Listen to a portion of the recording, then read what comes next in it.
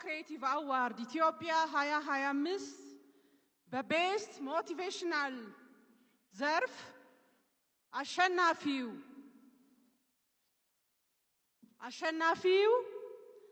አዶናይ እንኳን ደስ አለ አዶናይ። ብዙዎችን ሞራል በመስጠት ሞቲቬሽን በመሆን ዘንድሮ ያደረግከው ተጽዕኖ ከፍተኛ የሚባል ነው። እንኳን ደስ አለ አዶናይ።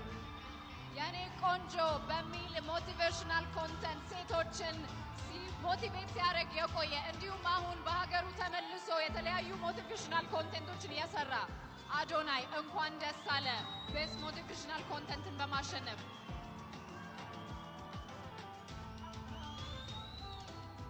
በድጋሚ እንኳን ደስ አለ።